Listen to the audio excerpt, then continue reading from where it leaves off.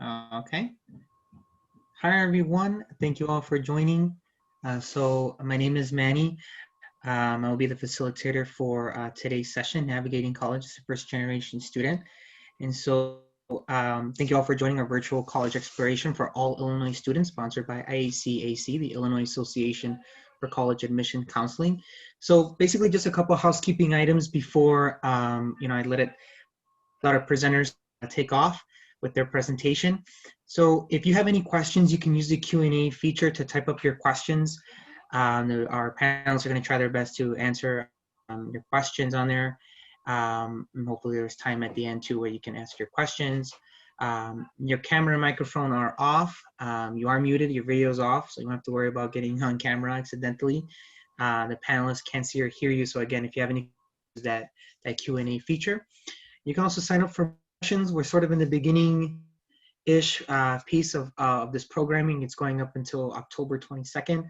So please sign up for more sessions at iacac.org. The recording of this session will also be available at that same session. So I'm going to go ahead and disappear for a bit, and I will let the presenters sort of take over.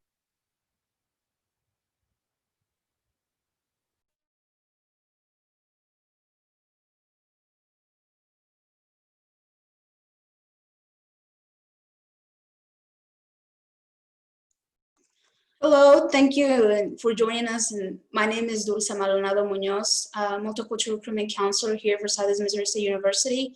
And thank you for joining us today, tuning in for the Navigating College as a First Generation Student. I'm joined here today by fellow colleagues that I'm gonna let them introduce themselves real quick, but we'll get going with you, Anna, first.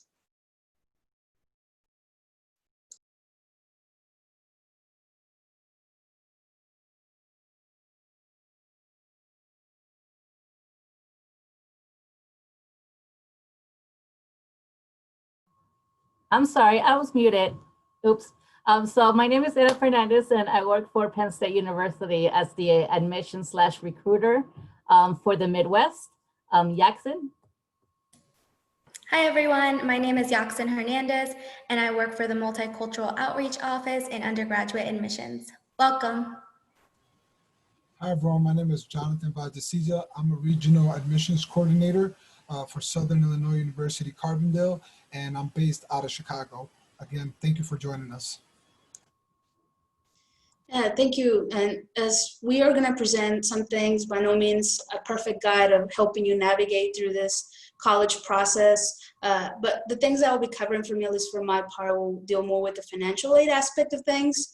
I know personally, as a first generation Hispanic Latina, the biggest thing for me as a student when I was in your shoes as a senior was, can I afford college? Is it for me? Am I gonna be able to pay for it? So there's a lot of things that go into that. I figure that's probably one of the biggest things you as a senior right now you're confronting and figuring out how you're gonna finance your education. And there's a lot of aspects that go into it. Of course, you probably have a lot of top choice schools that you're looking at what their scholarship program is, their cost, and what goes into it.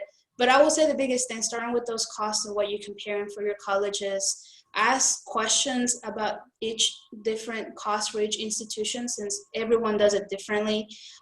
Biggest thing, as you can imagine, of course, tuition. Make sure how many credit hours is accounted for in that tuition cost that they show. Many institutions do it differently. I know here at Southeast we base it on 30 credit hours, so that's something that you can look into. You also want to see how much general fees are going to be added into that cost. All institutions have them some way, somehow, based on your program or area of study, or even just added into the institutional fees. Those quickly add up. Of course, you're looking at textbooks. Each institution does it differently with that cost and what that looks like. Some of them require you to buy out of pocket, some of them rent them. So just ask to differentiate how you can account for your textbook cost. And then of course, your dorm fees, so living on campus, that's gonna be probably a good chunk of your cost that you see promoted in most colleges, and what that's gonna look like. Everyone does it differently, accounting with included with the meal plan or without a meal plan. So just some of the things that when you're looking at that cost, when you're comparing, contrasting, those things that add up to your total cost. And I said, one thing that for me at least that took me off guard really as an incoming freshman was that parking is a real thing for a lot of these institutions, and parking itself can add a lot of that cost. So everyone does it differently, but those are some of the few things that I think as you're looking at funding your education and you're comparing and contrasting colleges, some of the things that you should kind of ask to see how they present that cost to you. But of course, as any student, you're looking, probably the biggest thing is of course going to be your scholarships and what that's going to look like for you. And I always tell my students that the biggest thing, of course, even you as a senior right now, is that your high academic performance does really pay off. So that GPA, those test scores hopefully you're going to be able to take, do matter in getting the most for your scholarship. So right off the bat, a lot of that GPA and test scores goes into those merit-based scholarships for each institution. They all have them differently with different ranges of GPA and test scores and what that looks like with how much money they're going to come in. But definitely, of course, with anything, the higher the GPA is and the higher those test scores are, the more money you're going to qualify for. Not only that, but setting your high academic performance for that really gets you your foothold in a lot of doors. So I know you probably will be getting or are receiving some invitations into those honor societies for those colleges you're looking at. And some of those honor societies, based on that academic performance you're having, they do incentivize their membership, meaning that if you're a member of those societies, there's a potential to get awards from them and what that looks like based on your GPA alone that you carry in as a freshman and of course throughout your college career. But something that a lot of colleges are looking into more than promoting that is, of course, maximizing those private, endowed, and sponsored scholarships. Every institution is different, some of them differently based on the area of programs of study or involvement you've had in college, so everyone does it differently. I know here at Southeast, we award more than $2.4 million in just private scholarships, and a lot of that goes into looking at what you were involved in high school. So that goes a long ways in looking at what that looks like, but of course, even your area of study, so your major, what that's gonna be in, there are some scholarship money set aside based on your areas of study, such as like education, engineering, the arts, definitely different areas. But I mentioned that involvement piece in high school and at the college level, your extracurriculars. Those are some things that really are fine-tuned into those endowed and private scholarships, meaning more in the involvement you had, such as student council, beta club, FBLA. That kind of carries on even at the college level. I know personally for me, I wasn't that involved in high school, so I didn't get a lot of that, those considerations for those scholarships. But every institution has different types of organizations you can be involved in. And I don't know, at least for me, from personal experience, I joined the Student Organization Latinos here at Southeast, and they have an endowment of $10,000 for their active members. So every year they review that case to see how many members were active in the club, and they award 5 students roughly $2,000. So there's a lot different institutions that they have those types of organizations. Another example we have here at Southeast is, of course, our Arrow. That's our student-run newspaper. You're basically getting some type of stipend or wage for being a reporter, editor, or just being staff within the Arrow. So it's very much like a job in that. Of course, our Black Student Union, same thing. Their membership and how active carries a lot of weight on how many scholarships are going to be available to them throughout their college career. And so that gets me going to my next slide, of course, the never-ending search. I like to call this because really, right now as you're a senior, you're getting a lot of follow up with your high school counselors and telling you to apply for the scholarships, to maximize your scholarship package, of having them stack on top of each other so you can get the most money going towards your college degree. And of course, within that, it doesn't stop at your senior year. I can tell you honestly, that goes even into your college career. So I know personally for me, it became kind of like a side job, kind of side hustle, and trying to identify scholarships for me that I would qualify for, especially since I am a DACA student within that. So definitely a lot of it has to do in the research of looking into those scholarships. So if you're not sure where to start off, I encourage you to look at scholarship engine search engines that allow you to filter out the scholarships you qualify based on the profile you create. I personally use FastWeb.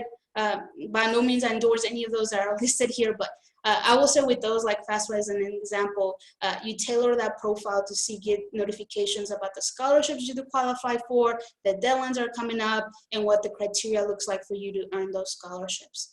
Of course, same thing with other organizations that you might frequent right now, like TRIO, Talent Search. Those carry into the college area also, if you're interested in that and helping you through navigate those college resources. But other organizations are also available you mentorship and scholarships availability. I highlighted here HACU, that's the Hispanic Association of Colleges and Universities. There's also Infinite Scholars. So a lot of those organizations, they also become kind of like those scholarship search engines, but they go a step further in providing you mentorship that you're going to need to be successful in college. So definitely look into that. And then the last thing, of course, I highlighted going into that search of figuring out what scholarships you qualify for is also looking at companies that are also sponsoring education. So these are just a handful of examples of companies like McDonald's, Coca-Cola, MasterCard, Café Bustelo. They're offering their own private scholarships to fund education for students.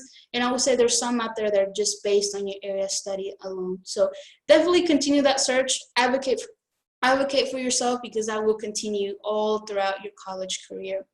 And then the last bit I really like to touch on as far as funding your education, of course, maximizing your financial aid. You might be familiar with the term, or you might be hearing it right about now, with applying for the financial federal aid through the free application for federal student aid, or short FAFSA. Hopefully your high school counselor is probably working with you within that and mentioning like FAFSA night or financial aid night. Definitely take advantage of those, because this really will help you kind of package in your financial aid for that. And so every year it becomes available on October 1st for you to apply online at FAFSA.gov, and it's all online. You can apply annually every year. And basically what it does with the FAFSA, as you can imagine, it kind of accounts for all of your dependent of your parents, like the income and taxes and that process and what that's going to look like, to see what federal grants or state grants, so the equivalent of scholarships coming from the state and federal government, to see if you qualify for those scholarships and to what degree of value you will be receiving from them.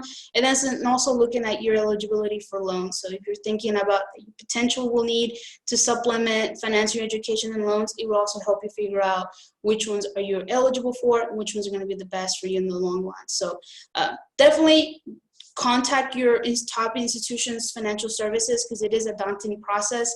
Even myself now as a graduate student to this day, it is a very complex process, and every college kind of helps you and guide to finance that holistic, that overall what the financial aid package is going to look like for you in the end.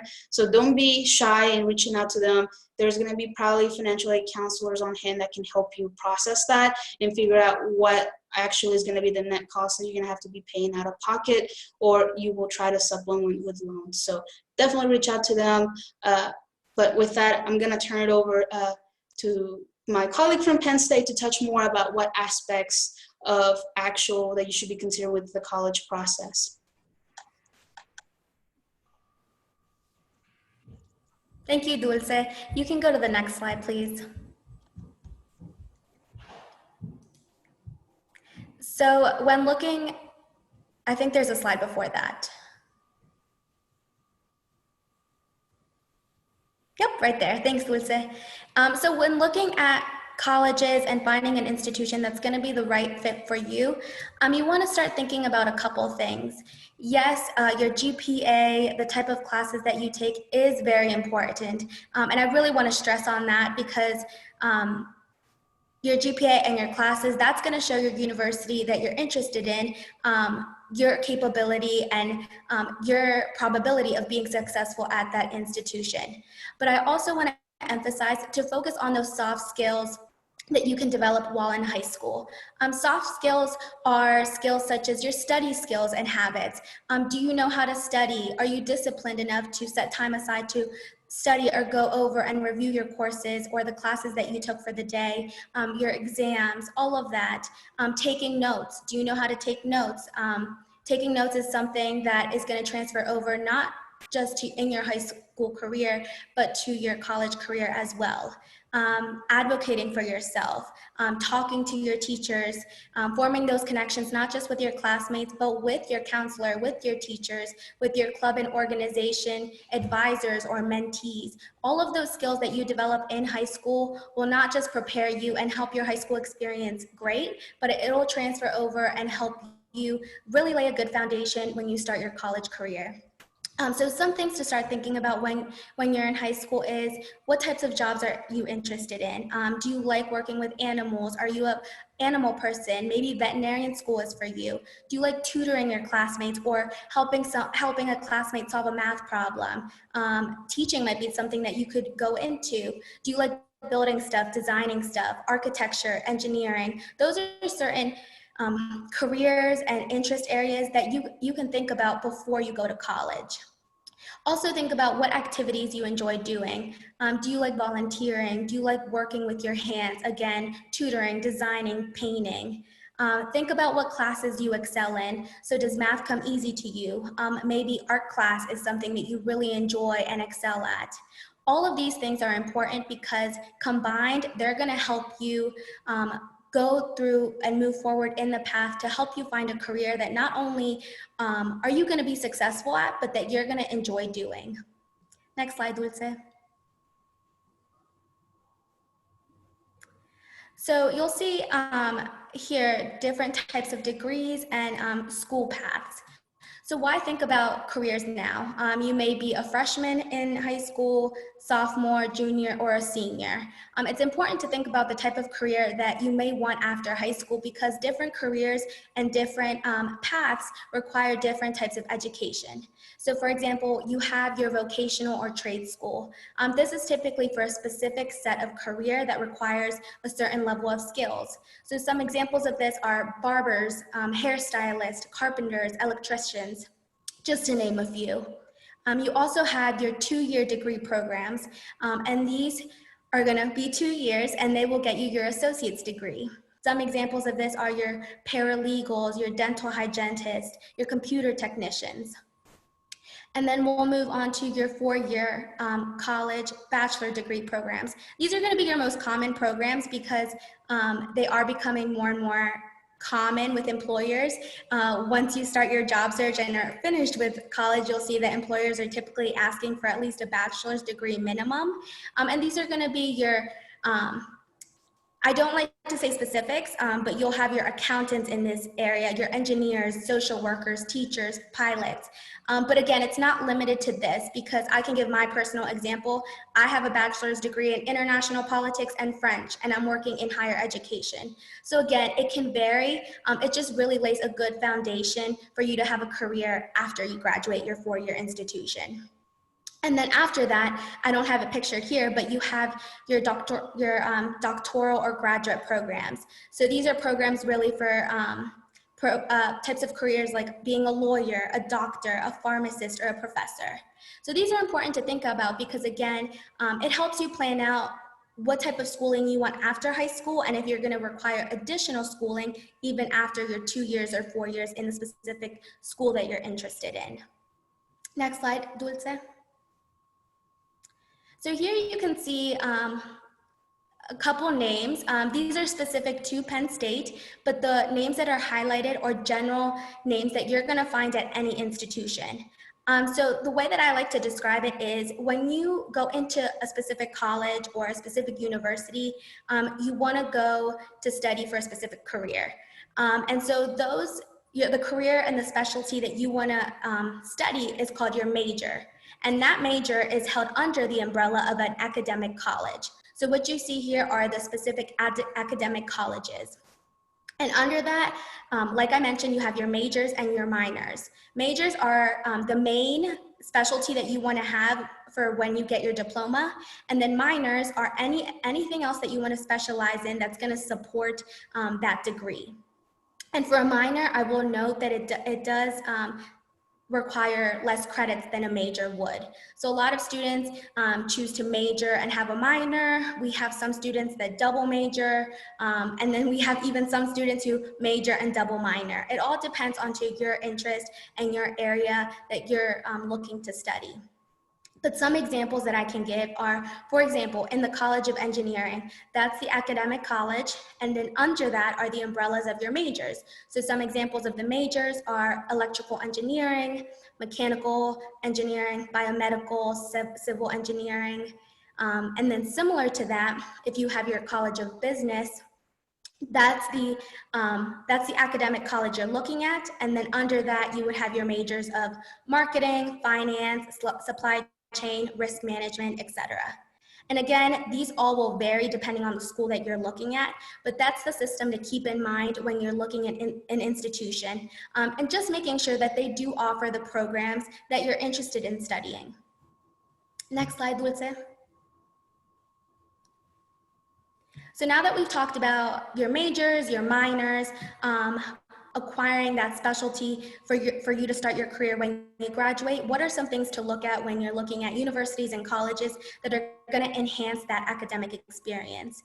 A couple things to think about are the research opportunities that a school offers. This is important because not only will that opportunity give you hands-on experience to the type of career that you're looking at, but it also allows you to meet professors, people that have been in your field for years and have done renowned research. Also look for the internships or career offices that they offer. Again, you want to make sure that that institution is able to support you holistically, not just when your time there as a student it is there, but when you graduate as well. Do they have study abroad opportunities? Many institutions have programs that allow you to study for a week to a month to a whole year if you would like to. And again, this depends on your specific area of interest, but those institutions are going to help support you and provide you with the tools that are going to relate to your major so that you can study abroad and finish your degree with studying abroad. Are you a student that's taking honors and AP courses in your current high school? Considering an honors program at the university level is something that you may be interested in. And if that's something that you're interested in, it's something that you may want to make sure that that institution provides. And also, do they have different locations? Where are they located? So my colleague is going to talk a little bit more about locations, but if the institution has different locations, just make sure that they have the specific program or career that you want to study at that location. And that's all I had for you today, so I'll turn it over to my colleague, Anna. Great. Next slide. All right, so a university's academics is important, but so is getting involved outside the classroom and the types of opportunities that the schools may have. So I'm going to talk about student life. So each university campus is unique, offering students a vibrant student life full of opportunities to participate in clubs, organizations, and essential support services to help you, the student, reach your academic goals. Clubs and organizations are about finding what matters to you, who you want to be, and how you want to live your life. You want something to cheer about? Find a school that offers intramural sports or club teams or varsity athletics. Looking to perform, you might want to find a school that has theater companies or improv groups or musical ensembles. Looking for people that share the same interests as you. Maybe find a school that has clubs, organizations for professionals, special interest clubs, service clubs, maybe Greek life, so social fraternities and sororities. Some universities have multi-million-dollar investments portfolio where students can learn to invest money in the stock market. If you enjoy writing, you might want to think about joining the student-run campus newspaper. Most schools also have religious and spiritual organizations to help you find others who share the same faith as you. If you want to make new friends and learn about cultures and other cultures and languages, you can join a multicultural organization. So the important thing is to get involved outside of the classroom. Many of these clubs and organizations have executive boards, and you can build leadership skills and your resume at the same time by participating as a president or a treasurer or a secretary. So do your research and pick a school that is going to be the right fit for you, the right fit in academics and the right fit in offerings for getting involved outside of the classroom. And now I'll hand it over to my following colleague. Next slide show. Oh, I thought I deleted that. No worries. Next slide show. I can talk about that. Oh, do you want? we can go back. I thought it was gone. All right, so here you'll find we're a D1 Big Ten university, so that is our football stadium. I also highlighted where Penn State is located, which is in the state of Pennsylvania. That big building there is our old main. And I also included, so if you're interested in finding more information about the things that Penn State has to offer you, I also included on the slide some important links. And those links will also be featured in our last slide as well, in case you want to take a screenshot of it and look us up later. Now I'll pass it over to Jonathan. All right. I'll do next slide show, please. Thank you. All right. So my portion will be talking about location, right? So location obviously is very important. The reason why I say that is because it could vary, right? You can live in a small town that is maybe a college town, and you may be very familiar to that university because you've been exposed to it maybe since you were young. Or you could live in a larger city, let's say like, for example, Chicago, that hosts, you know, a couple of hundred different institutions that you could choose from, that you may have been exposed to, that maybe you visited in the past, you have a friend, a family member who's attended, so you have some type of reference, right? But it just really depends on what it is that you're looking for. Just going back to some of the things Jackson spoke about, it is very important that you have an understanding of what campus you're looking at, right? Because there could be like, for example, SIU, right? They could be like 4 different campuses that we have. We actually have about 5. So which one are the one that you're looking to attend? And like, for example, what programs are they offering? Is it large? Is it small?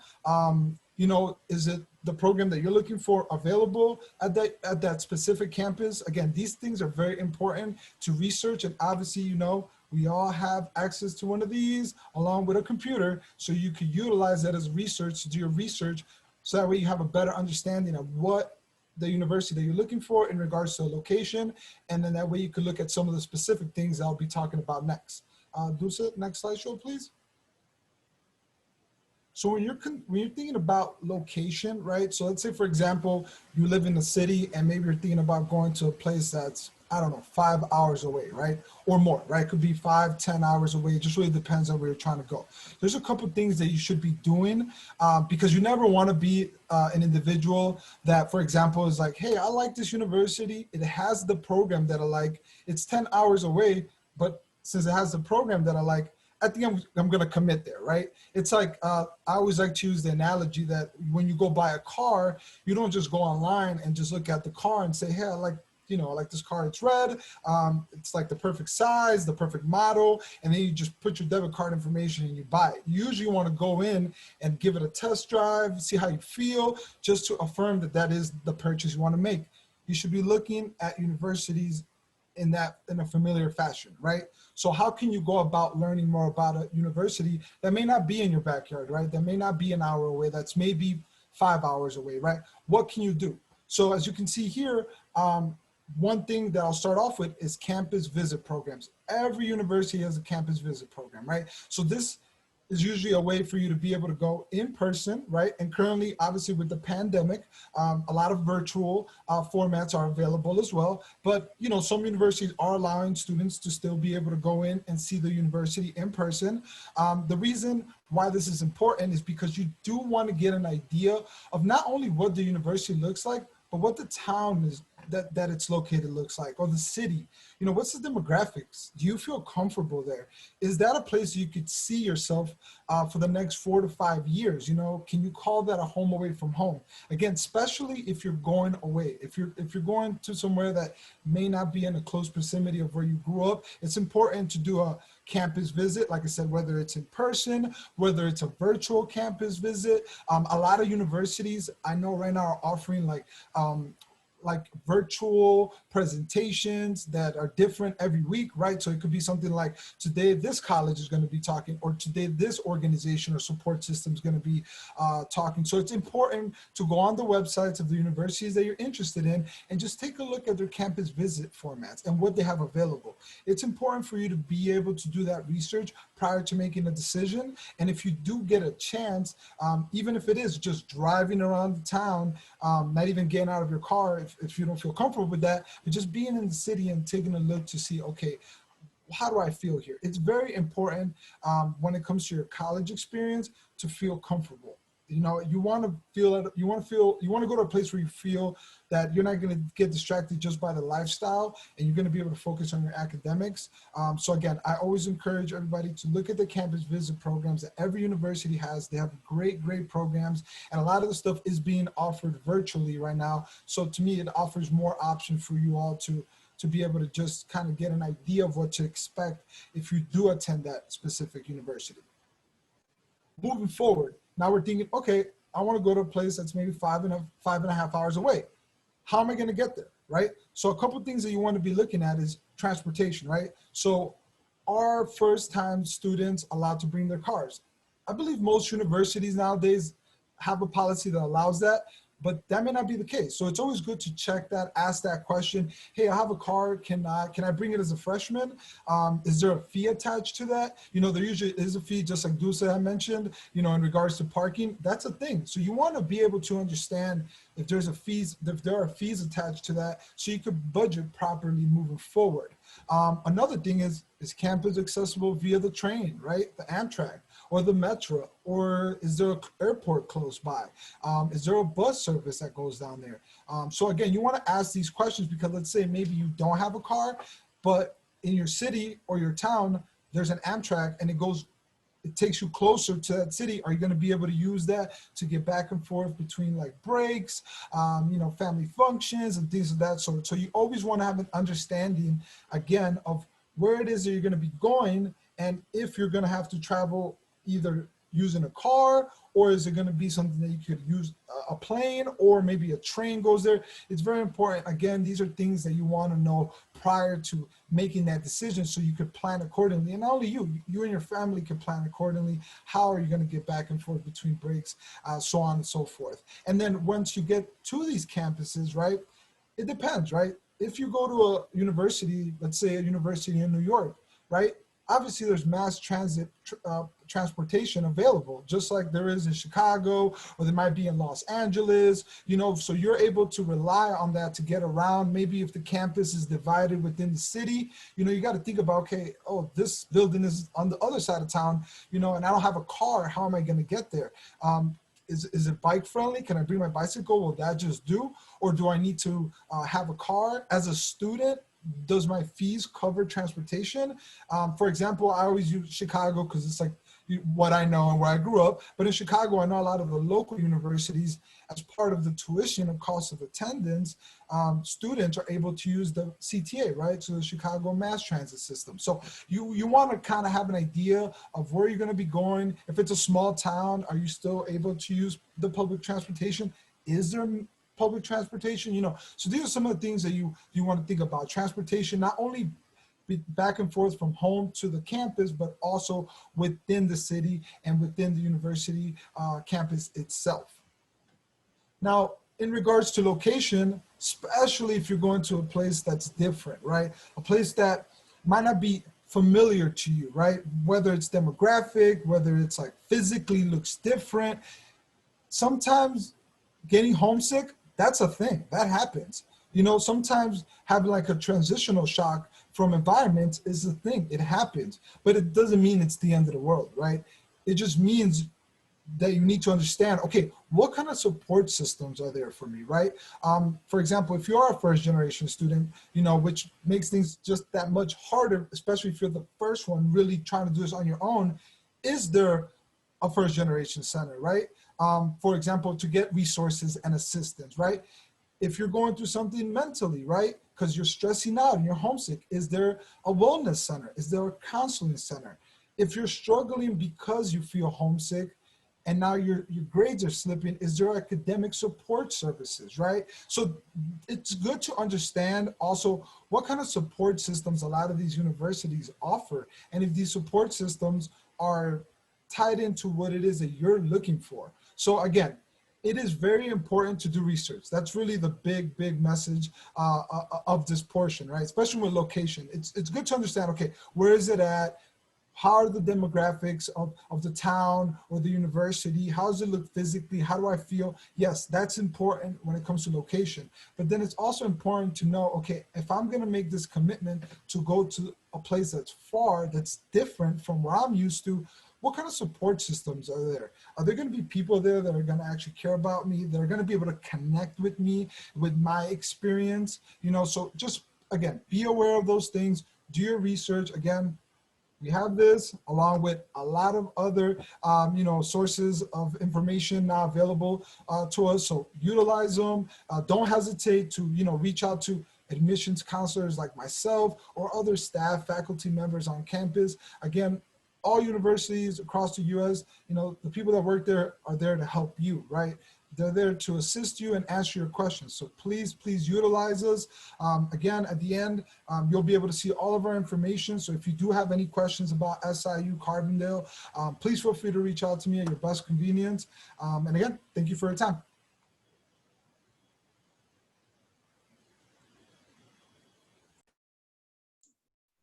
So we will take any questions that you guys might have. Feel free to use that Q&A. We will be more happy to answer those questions that you might have. But again, we want to thank you for tuning in tonight and hearing out what kind of things you should consider looking at the college process. So hopefully it was a little bit helpful for you.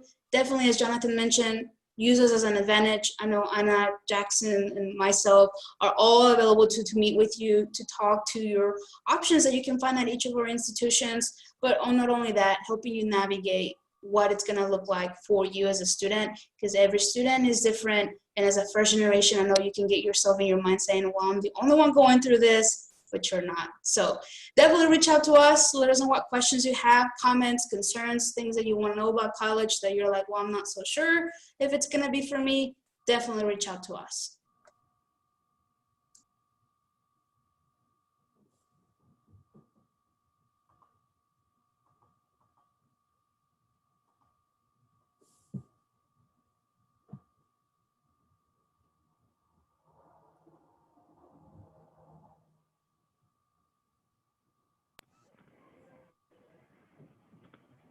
Okay, so seeing no questions, I want to thank you for joining. There is a quick 4 question survey that will appear. It shouldn't take 4 minutes. Also, you can feel free to sign up for more sessions at IACAC. Again, this is going to take place until October 22nd. A recording will be available as well. Again, that's at IACAC. Thank you, everyone, and have a good evening.